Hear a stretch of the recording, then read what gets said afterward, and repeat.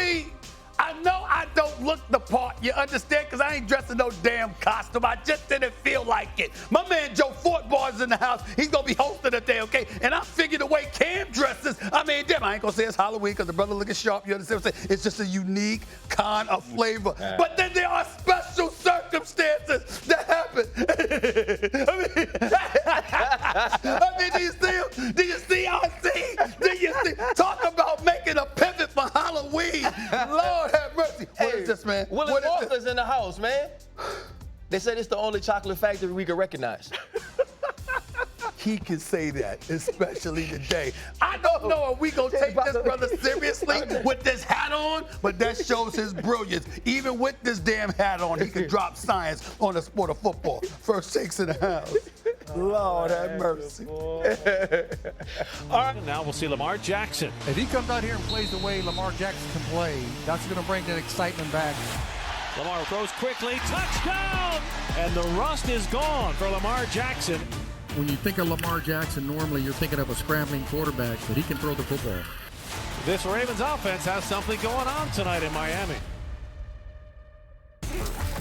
Welcome to First Take and happy Halloween. Stephen A. Smith, Willy Wonka, Cameron Newton. My name is Joe Fortenbaugh. It is great to have you with us today on a Monster Friday. We are going to begin in the NFL with Thursday Night Football, where our boy Lamar Jackson was back in action for the Ravens, showing no signs of rust on Thursday Night Football. Completed nearly 80% of his passes, threw for 4 scores in Baltimore's rout of the Dolphins, 28-6. After the game, Lamar joined SVP to give his thoughts on the win.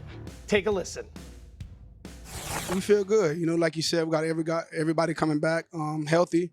We just got to stay dialed down. You know, I know what's ahead of us. Knowing it's do or die right now. Starting the season off extremely slow. We've never been in this situation, not since I've been here. But you know, we just got to lock in and keep doing what we're doing. That's a 2-time MVP for a reason, and he looked incredible tonight. I know that we're just going to continue to get better and better and better, and 8 leading the charge. We're a dangerous team. Cam Newton, we begin with you. Are the Ravens legit Super Bowl threats now that Lamar's back on the field? Man, we've always said it. We know exactly who Lamar Jackson is. Mm-hmm. He is the most dominant force in football with his ability to take control of the game, his ability to attack defenses in many different ways, and that's what we needed to see. 80% percentage, very efficient offensively.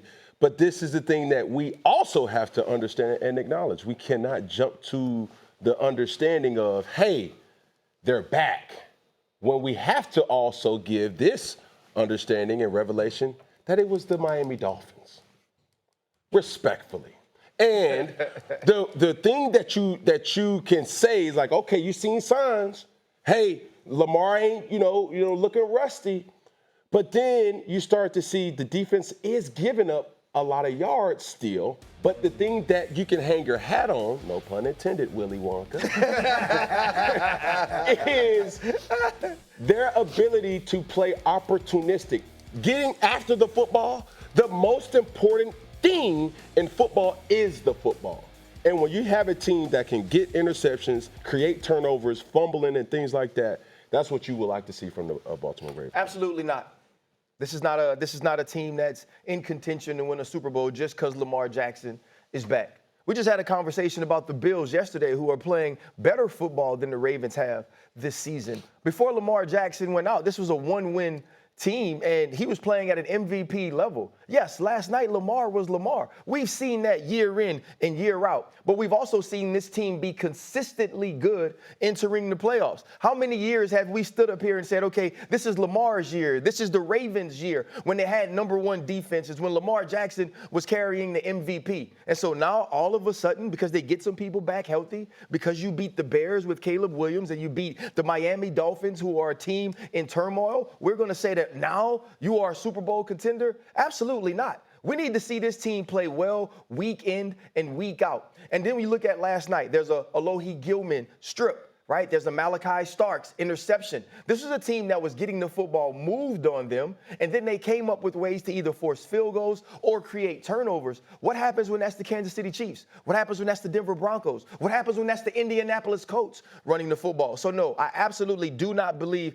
that just from what we've seen in the last 2 weeks and Lamar returning, that this is a Super Bowl contender. Well, you're right. I'm saying they can't definitively be rolled out because of what y'all told me. Didn't y'all tell me the Steelers are suspect? Yep. Yes, we did. Didn't we say that we don't know whether Indianapolis is are those dudes? They're 7-1. I didn't say that. Don't put that in my no, mouth. I'm talking about looking at the completion of the team. They're very impressive, but we still want to see because if we had to bet our money between him and Daniel Jones and Patrick Mahomes, or Daniel Jones and Josh Allen or somebody, where we gonna go? So we're looking at it from that perspective. We've already conceded that the Buffalo Bills have their issues. Okay, Keon Coleman's got to play a little bit better. Somebody's got to step up and be an additional weapon for Josh Allen. We're looking at the AFC, and almost by default, that kept the Baltimore Ravens relevant. Now I'm looking at it, week 1 through 5, allowing 35.4 points per game, 408.8 yards per game, with a total of 2 takeaways. They were absolutely awful. Over the last 3 weeks, allowing only 13 points, 315 yards per game, 5 turnovers forced in the past 3 games.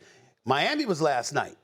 But the game before that was the Chicago Bears. The game before that was the Los Angeles Rams. And so when you look at it from that standpoint, the level of competition that you're going against and the way you've shown up defensively over the last 3 weeks, that was where our hesitation came for the Baltimore Ravens. It was 2 things. Their defense and Derrick Henry holding on to the football because he had fumbleitis the first few weeks of the season. That's not what we've been talking about over the last few weeks. So now if we're sitting there going like this, okay, what if the Ravens defense has legitimately improved? What if what we've seen over the last 3 weeks is an indication of what we're going to see moving forward from them defensively? What if Derrick Henry is not fumbling the football? Now things change. Because if you're not fumbling the football and you're not giving it away, but you got takeaways, and your defense is respectable, not great, not elite, but respectable, then we get to go to Lamar Jackson. And when we go to Lamar Jackson and we're looking at him there, 136.7 passer rating, leads the entire National Football League. QBR, second only to Dak Prescott. 9.1 yards per pass attempts, second to Dak Prescott. 73% completions behind, May and obviously Goff, okay? 11.9 TD pass percentage. This guy right here, when you look at what he brings to the table, it comes down to Derrick Henry, who no one is going to say they don't believe in. Nobody's going to say they don't believe in Derrick Henry, all right? Now it's about your defense. Is it legit enough for us to say, yeah, you might not do what you did the last 3 weeks, but you're going to give up 400-plus yards a game of offense. You're going to give up over 30 points a game. If they don't do that, then they right in the mix. I'll say this. The thing that I don't think I've ever been as public and this bold on this for the Baltimore Ravens, it's not Lamar. I would like to see the Baltimore Ravens supporting cast. This is everybody outside of 8. Give us a reason to say it was Lamar Jackson's fault because it's going to be the defense. Last year it was a drop pass. Lamar Jackson did his job. We know what Lamar Jackson is going to do. When you start to peel back the layers and seeing, like, what is the Baltimore Ravens and how do they really want to attack teams, it's going to come down to the supporting cast. And any great team, we've seen it in Tom Brady, we've seen it in Peyton Manning, we've seen it in Patrick Mahomes. The support cast plays their part so well that when we really need you to lock in and say, hey, bro, we need you, dog, I have no shadow of a doubt that Lamar Jackson will step up to that occasion. Now, the issue is when you do have a stint or a stretch of playing lower talented teams, it could be the good, and you have this it's a falsetto of realization. But this is what you understand most, Ryan Clark, is when you got a team that's bumping in the right direction, going into the playoffs and in the last stretch of the season, the Baltimore Ravens have an ability to say, hey, we can get Derrick Henry his confidence back. We can give our defense their swagger back off of the back of lesser talented teams, and that's what the NFL does not want to see. Before I throw this to RC, reminder, schedule. Yes. Cleveland, Minnesota next. 10 days to get Check. ready. Cleveland. Check. Jets. Check. Bengals defense. Check. Steelers. Check. Whoa, Bengals. that check was fast. Bengals. The next 6 games, easily, the Baltimore Ravens should be 4-2, could easily be 5-1. They could be 6-0. If not 6-0. So now you at 3-5. You're talking about them in all likelihood. Let's just bet they're gonna be 8-6 week 14. The Baltimore Ravens will be in playoff contention. We just can't assume that they become a Super Bowl contender. Yeah. Because what we have to remember is, and I hate being the one to blame to bring this up because then people go, oh, there you go with that. What playoff game have we watched the Baltimore Ravens lose with Lamar Jackson where we've been able to absolve him of all accountability for that loss? We have not had that. We've not had that one time. Not one We have not had the best Lamar Jackson in a playoff loss. And so one or two things have to happen. Lamar Jackson has to be the greatest player of his era behind Patrick Mahomes in that moment, and we have to see him lift the rest of the team, or at some point when Lamar Jackson is imperfect, the supporting cast has to step up. Think about last year. There's the interception early, and then there's the fumble return that Von Miller brings into the red zone, right? Lamar Jackson, after that point, plays better than anybody on the field, including Josh Allen. My point is, how confident are we in everybody else we looking at? Because even with Kansas City coming, okay, with Patrick Mahomes, we'll shove them aside. We don't know about Indy. I believe in Indy, but we don't know. I believe in Josh Allen, but we don't know about Buffalo. I believe in New England and Drake May, and it's impressive, but they coming, but are they there? The Broncos, we like Bo Nix. We love Sean Payton. We know that defense is elite, but you got to deal with KC. Okay, the Chargers, all right, yeah, but you got to deal with Denver and KC. Yeah. I'm just saying, for the last 3 years, we looked at Kansas City, Buffalo, Baltimore. Everybody knew. We don't know now. And Baltimore is right in that mix because we don't know. Yeah. That puts them as a threat. That's the winning side of the equation. Let's go to the other side of the equation, because while things might be looking up for the Ravens, the same cannot really be said for the Miami Dolphins, who are heading in the wrong direction, forcing Tua to answer questions about possible changes with both the players and the head coach. Take a listen to this. I would say that's above my pay grade. I let those guys upstairs worry about that and do what they need to do in terms of how we're working things with the team. Yeah. Stephen A., what should we make of those comments? We should make of it what we all know. Mike McDaniel needs to go. I would be surprised if by the end of the day, he still has his job as head coach of the Miami Dolphins. Could be wrong. Stephen Ross, who no doubt left early. We saw him in the suite and then we did it. We don't know what he's going to do or whatever. I am in no way questioning the football acumen of Mike McDaniel. I'm not questioning that he knows what he's doing. I'm big on being a leader of men when you're the head coach. That get guys to maximize whatever potential they have. And I joke about this a lot because I have fun with it, Cam. I'm very, very well known for paying attention to my social life. At big moments. At big moments. Like, it's June, and if the Lakers are going against Utah and we got to go on the road. You're going for the Lakers. I'm going for the Lakers. Right. I ain't apologizing for it. I love San Antonio City, Wimbyana, but damn it, the one thing I root against them is because I'm tired of the Riverwalk. I'm just saying. That's me. I can give you the basketball analysis, but in the same breath, I'm going to let you know what my desired destination's going to be, okay? And when I think about a LeBron, a D-Wade, I know they're great. I know they were great players. But to win in Miami with those distractions, the level of discipline that is required, I cannot applaud them enough. Because it just shows when you think about the Miami Heat being a world-class organization, that's why. Because you know the distractions. And somehow, some way, they work around it. L.A., Jeannie Buss, the matriarch of basketball. She'll work around the distraction. It matters, okay? Well, let's get to football. Ain't there something about, you guys know football, man. Come on, y'all. Ain't there something about the Miami Dolphins that just, you look at them and you just say, the sun's going to shine tomorrow. I mean, I know he played bad. I know he looked bad. I mean, it's really unfortunate. Listen, I watched a post-game interview when they lost the game, and if you literally like turned down the sound and just looked at their face talking to the reporters, you would have thought they won. They were like this. Yeah, you know, we got to play. Look at my face cam. Look at my face cam. Yeah, we got to play better. Right. Yeah, and I know we struggle, but it'll be all right. Like this. I see where you're at. Not like this. Like, yeah, we got to get together. I'm like, what? This is who they are.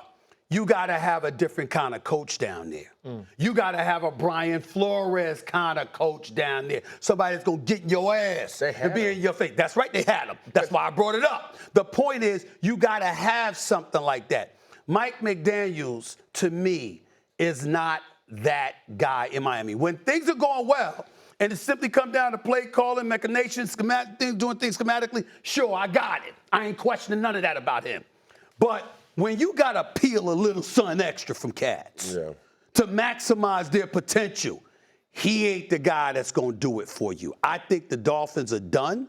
They're lost. They're on a fast track to nowhere.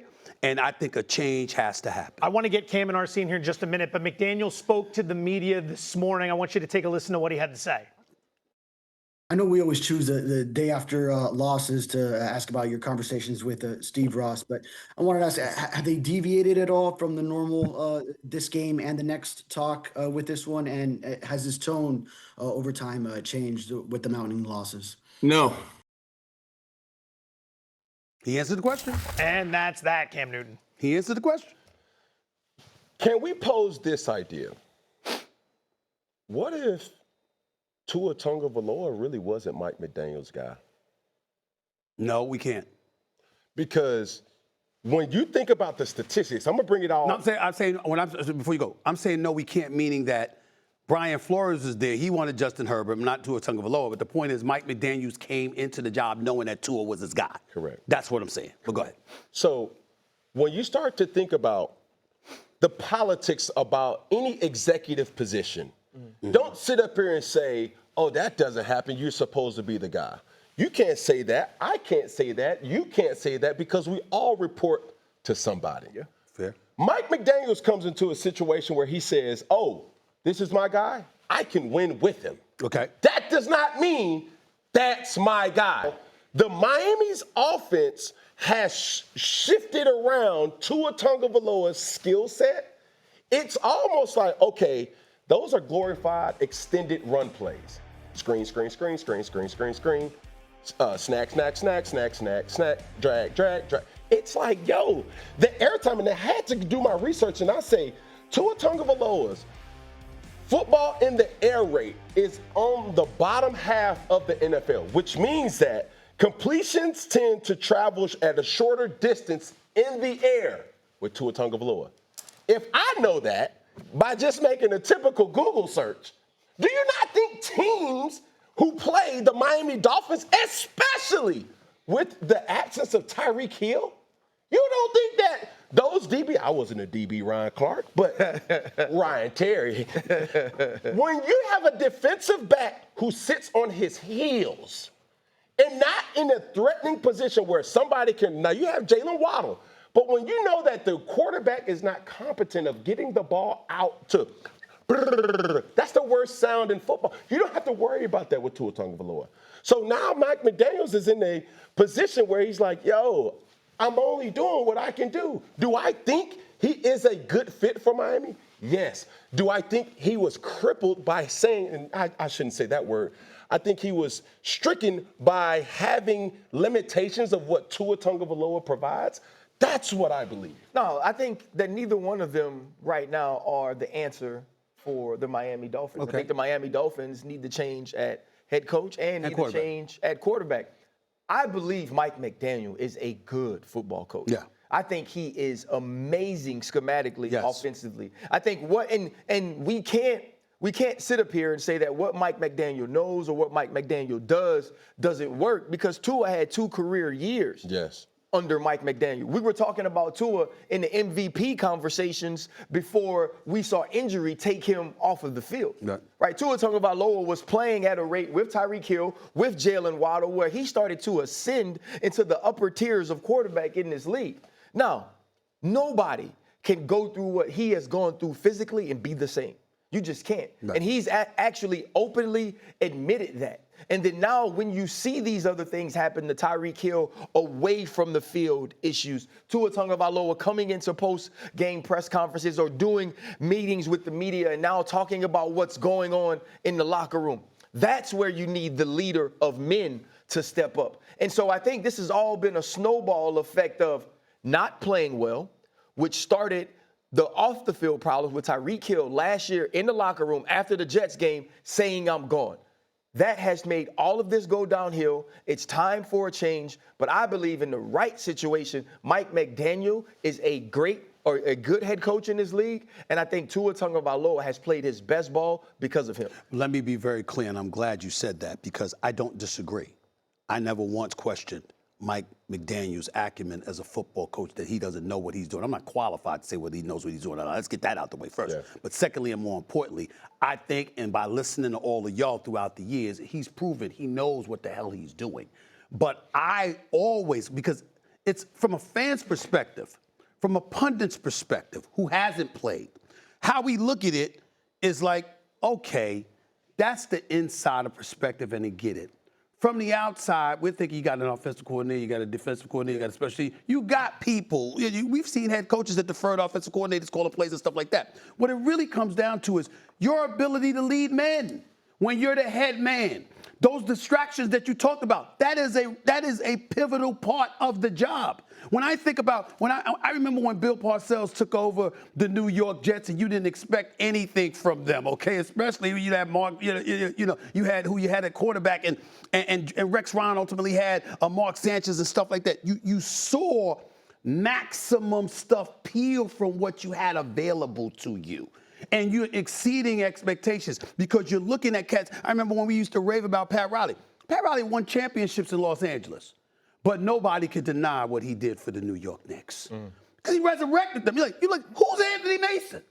What the hell is John Starks? Yeah. Who are these people? What is that? And all of a sudden, you had a bunch of rough riders that didn't back down to anybody. Don't let me get Xavier McDaniel and what he brought to them. You're like, wait a minute now. You going, you fund. You go, oh man, you go, guess what? But you funding dudes. You funding dudes that's like, yo, to this day we see footage of him getting in Jordan's face, okay? And we forget that damn Knicks team pushed Chicago to 7 games. You're seeing something like that. But okay, that's I have a question. It's a culture. Here's my question to you then. It is about the coaching culture, but it's about the people in the locker room. I agree. But he's picking them, though. He's picking them, though.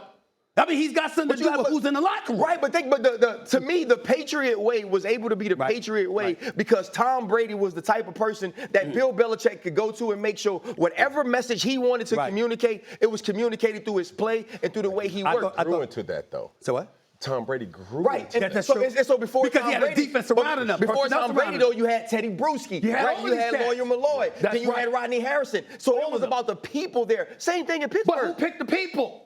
Because that's where it comes. It's so important. Larry Brown, former great coach in the NBA. I never forget we said this. Had Allen Iverson and stuff like that. Allen Iverson making him pull out his hair, giving him headaches and stuff like that. He was like this. He said, but I got to die with him. He said, because that's the kind of person I want. He didn't say basketball player. He said warrior. And what did he do? You ever heard of George Lynch? You didn't think about no George Lynch, no Tyrone Hill, no Aaron McKee, no Dikembe. You didn't think about these people until Larry brought him with AI because all of them were rough riders. I covered them. They weren't backing down to anything. I ain't give a damn about it. Nothing was comfortable. Nothing was peaceful. You see dudes with smiles on their face. If somebody got the better of them, they're like this, yo, I'll get them next time. I ain't going out like that. You don't see that in Miami. You see cats that lose, and it's like, all right, it's always next week. No, there is no next week. There is no next week. You getting your ass kicked now, all right? And nothing's comfortable. Look, Tua Tagovailoa got his money after he got injured. Yeah. Not before he got injured. So now you have to make a business decision to say, okay, I want to do right by this guy. It was the moral right thing in his morals that he felt, hey, whether that was his or not. Another thing, too, Stephen A., every coach is not going to be an alpha dog. Gotcha. Point blank, period. No. Everybody's not going to be a Mike Tomlin. Everybody's not going to be a Bill Parcells. Now, there's going to be guys, let's go to basketball real quick. There's going to be a Phil Jackson, Palo Santo, Sage, hey, let's pray. And you're going to get the best out of the guys you have to know. So when I was looking at Mike McDaniel, optically, he doesn't look like a guy that you're going to run through a wall for. He's going to hold you accountable. And that's what you can respect as a player. Got it. And everybody's not like that. Gotcha. Hot start.